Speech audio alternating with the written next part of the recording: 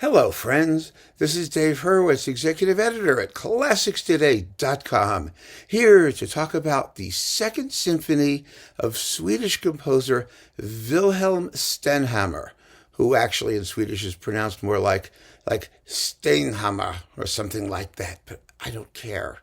As you know, I Americanize or simply Hurwitzize everything. So Stenhammar it is. Now, his years were, let's see what they were here. I can't even see because it's so tiny. Okay, somewhere his years are at one of these CDs. Oh my goodness, in readable type. 1871 to 1927. He did not have a terribly long life. He was 56 when he died. He was an extremely busy guy. He was the conductor of the Gothenburg Symphony, which at the beginning of the 20th century was the single major orchestra in Sweden, and he was also known as possibly the finest Swedish pianist. And because of all of that, he did not write a ton of music. His output consists primarily, I mean, there's other stuff, of course, but primarily of 2 symphonies, 2 piano concertos, 6 string quartets, the cantata, the song, which is fabulous, and also possibly his greatest orchestral masterpiece, the Serenade for orchestra. And then there's some overtures and some incidental music and some shorter pieces, and of course the 6 major string quartets. He was a very serious composer, perhaps a little bit too serious for his own good in some respects. It made him a very careful and deliberate composer. The Second Symphony, which we're going to talk about, was composed between 1911 and 1915. He worked on it for 4 years, and it marks a real turning point in his stylistic trajectory because he was heavily, heavily influenced by the Second Symphony of his Scandinavian buddy Sibelius. In other words, his first symphony, let's put it this way, is sort of a big, flabby, post-Brucknerian essay with 6 horns. Oh, it's very, very pretty. But it's also very, very loose in terms of structure and sensibility. The Second Symphony is just the opposite. The Second Symphony is all discipline and austerity. It's full of counterpoint. It has a big, long fugal finale, which probably took most of the 4 years that Stenhammar worked on the piece. It's a very, very serious piece. And it's in a deliberately neoclassical style. It's quite similar, not just to Sibelius, but some things that came later. Some of the post-Sibelian British symphonies of the period, for example, the Moran Symphony, also in G minor, it has a strong resemblance to this melodically. That is, it alternates sort of modal, folk-influenced, springy, rhythmic stuff with very romantic, very beautiful, sort of traditionally late romantic melodies, almost Tchaikovsky, you might want to say. And those are the materials. And it's such an easy piece to wrap your brain around for that reason. I want to play you just a bit of the opening.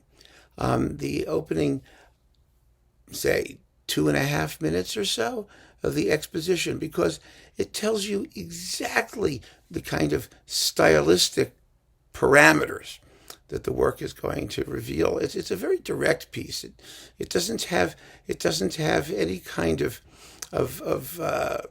what would you call it?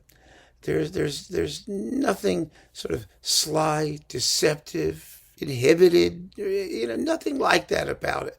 It just comes straight at you, and it is what it is. Very, very beautiful, about 45 minutes long. Definitely a major work.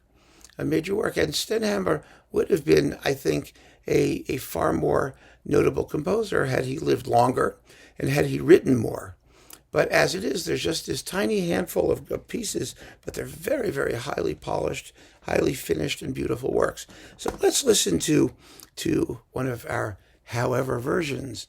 Nimi Järvi with the Gothenburg Symphony Orchestra, which was, of course, our good friend Stenhammer's hometown team. playing the Second Symphony. Now, there are, oh goodness, well, we'll have to go through this, but this is on BIS, and yeah, you ready? Here it is.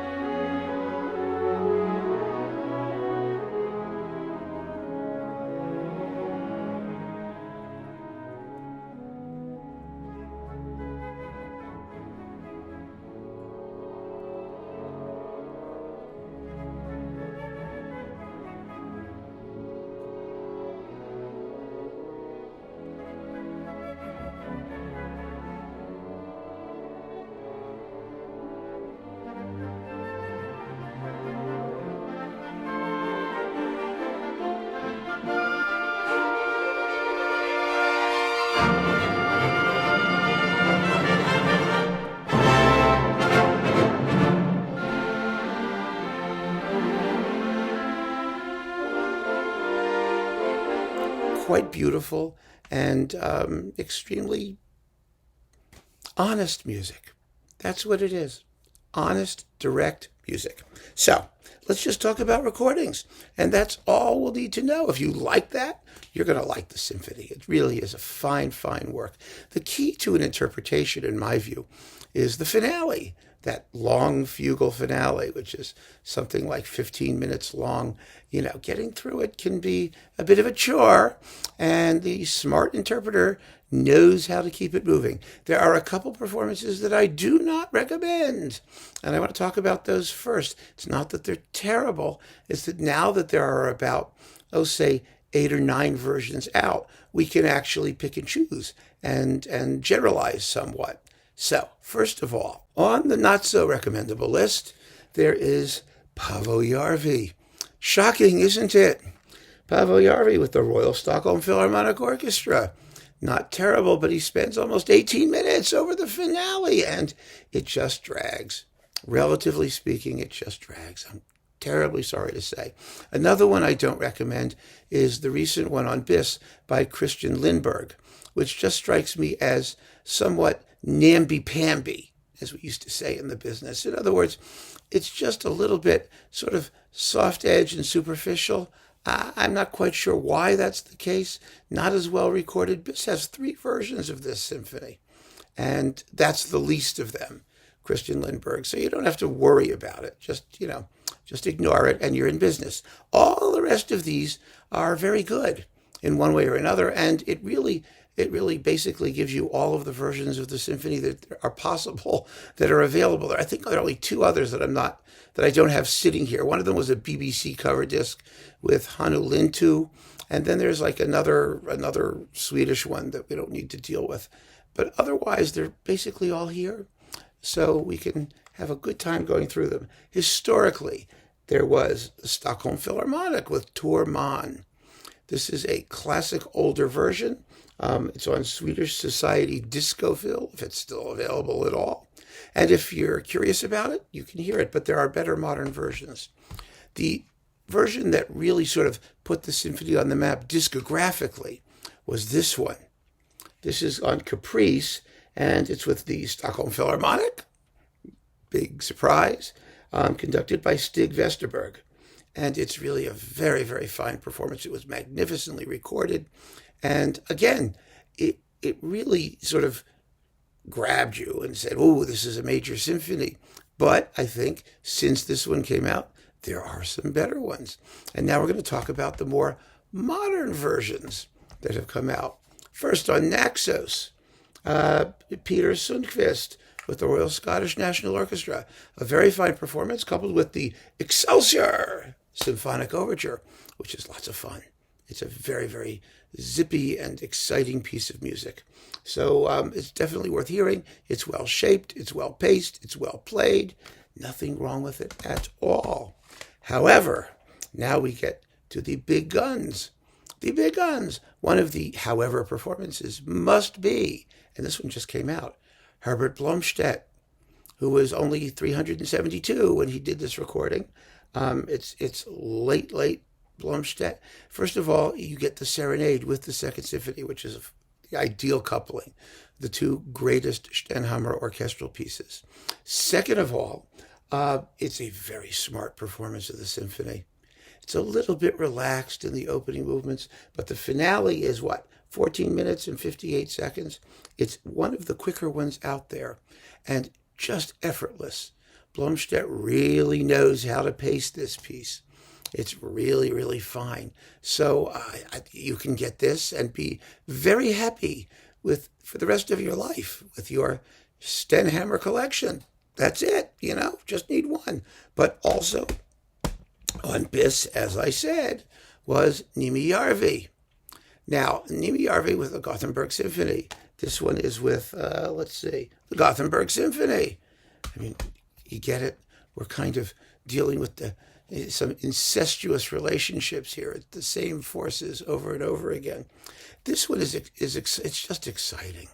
Järvi in his prime of youth, when he was making all these records for BIS, did some great stuff, and he did it by just being direct and swift and unfussy and letting the orchestra play and only intervening where he really needed to make some emphasis. I just love this performance. It is so fresh and so lively. And it really just brought the piece to life for me in a way that no other version ever has. And I adore it. And you can get it on BIS, or you can get it on Brilliant Classics, if this is still around. This is the bigger set because you get the piano concertos and all kinds of other small pieces. This thing here just gives you, you get the symphonies and concertos. It says the symphonies and concertos, but there's an extra disc. Yes, and the Serenade is in here. It's not in here. So, but it may be a lot cheaper. I don't know. But either way, you should have Järvi on BIS. Now, Järvi, as was his wont, redid all of this stuff for Deutsche Grammophon with the same orchestra. God knows why. Anyway, he did, and here it is. I don't think it's still around. I think it disappeared. I looked on Amazon. I don't see this available. It ought to be. One way or another, the performance is absolutely identical to the one we have on the BIS box. I mean, it's very, very similar, only not quite as well recorded as BIS managed. So either way, you should have a Järvi. If you have a Järvi and a Blomstedt, that's Niemi Järvi and Herbert Blomstedt, you're in business for Stenhammer's Second Symphony. And that's it. That's all you need to know. Go get your Stenhammer. Have a great time. It's a beautiful, beautiful work. It belongs in every serious collection. Take your time getting to know it. It's like I said, a major statement, a self-evidently major statement.